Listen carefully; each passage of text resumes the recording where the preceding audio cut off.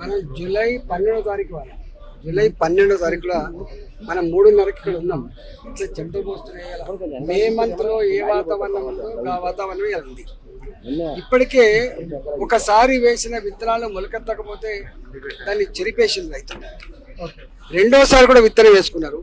ముగ్గుల వైపు చూస్తున్నారు. కుండలతో బిందెలతో నీళ్ళెత్తు కట్టుకొని ఆ గింజల్ని కాపాడుకునే విత్తనాలు కాపాడుకునే ప్రయత్నం చేస్తున్నారు.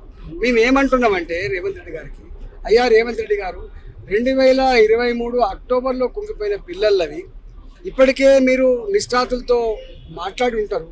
ఎన్డీఎస్ఏ కూడా దాని మీద స్టడీ చేసి ఒక రిపోర్ట్ ఇచ్చి ఉంటుంది. 2024లో ఇవాళ లేటెస్ట్గా తెలిసిన మాట ఏంటంటే 2024లోనే ఎప్పుడైతే ఈ లక్ష్మీ బరాజ్ కుంగిపోయిన వెంటనే అన్నారం కానీ సుందిల్ల కానీ రెండు కూడా అదే షీట్ ఫైలింగ్ ఏ డిజైన్ తోటి కట్టబడ్డావో అదే డిజైన్ ఉన్నాయి కాబట్టి అని చెప్పి గ్రౌటింగ్ చేసింది.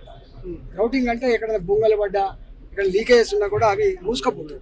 అట్లా ట్రీట్మెంట్ చేసి ఉన్నారు కాబట్టి లక్ష్మీ బరాజ్ దగ్గర ఇవాళ కన్నెపల్లి పంపౌల దగ్గర 1,00,000 కుసకులు నీళ్లు కనుక పోతే 98 మీటర్ల ఎత్తుండేటువంటి ఆస్కారం ఉంటుంది. కాబట్టి 93.5 మీటర్లు ఉన్నప్పటికి కూడా నీళ్ళు ఎత్తిపోవచ్చు అని చెప్పి నిష్ణాతులు చెప్తా ఉన్నారు. కాబట్టి ఇంత ఇంజనీర్లు చెప్తున్నప్పటికి కూడా ఇలా ఆ రెండు డ్యాములకు ఆ రెండు బరాజులకు గ్రౌటింగ్ చేసి తెలిసినప్పటికి కూడా మీరు నీళ్ళు ఎత్తిపోయకుండా మొండిగా నేను ఎత్తిపోయా నాకు ఎన్డీఎస్ఏ చెప్పిందని చెప్పి నువ్వు అంటున్నావు. దీన్ని క్షమించరాదు. నీచపు మాటలు నీవి. ఒకటే మాట. ఇప్పుడు మీరు ఒక మాట అన్నారం సుందిల్ల రెండు కలిస్తే కూడా పూర్తి స్థాయి నింపుతా కూడా 20 టీఎంసీ నీళ్ళు.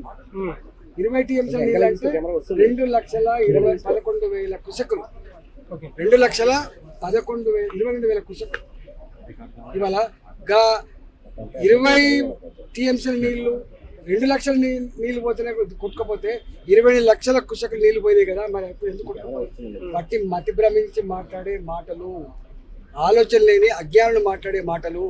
ఇవాళ నీకు తెలియకపోతే తెలిసినా బుకాయిస్తున్నావా, తెలుసుకునే ప్రయత్నం చేస్తలేవా రేవంత్ రెడ్డి గారు? ఇది మంచిది కాదు. మాజీ ఇంజనీర్ శ్యామ్ సుందర్ రెడ్డిపై కూడా తీవ్ర వ్యాఖ్యలు చేస్తున్నారు. జైల్లో పెట్టడానికి తమాషాలు చేస్తున్నారు. పెడితే తెలుస్తున్నాయి కానీ ఆ వ్యాఖ్యలు ఎలా చూస్తారు? శ్యామ్ ప్రసాద్ రెడ్డి గారు నిజాయితీకి నిలుపుటెత్తు సాక్ష్యం, త్యాగానికి మారిపోయారు. ఆయన పట్టుకొని బెల్ట్తో కొడతాం, జైల్లో పెడతాం. నీ చరిత్ర ఏంటి, గాని చరిత్ర ఏంటి? నేను అంటున్నా శ్యామ్ ప్రసాద్ రెడ్డి గారి గురించి కానీ రిటైర్డ్ ఇంజనీర్ల గురించి కానీ నువ్వు మాట్లాడిన మాటలకు పేషెంట్ కనుక చెప్పకపోతే రేపు తెలంగాణ సమాజం నేను వదిలిపెట్టే ప్రసక్తి లేదు. ఇవాళ నీ చేతిలో అధికారం ఉంది, నీకు పోలీసుల కాపలు ఉండొచ్చు, కానీ తొండపరిగా ఎదుగుదాకన్నట్టుగా నువ్వు ఎక్కడ పోతావు? నువ్వు 2020లో మళ్ళీ ప్రజాక్షేత్రాలు రావాల్సిందే, దండం పెట్టాల్సిందే, ఓట్లు అడగాల్సిందే. అప్పుడు తెలంగాణ రైతాంగం నీకు ఏం ట్రీట్మెంట్ ట్రీట్మెంట్ ఇవ్వన్నా, ఇంకో ట్రీట్మెంట్ ఇవ్వన్నా ఇస్తారు.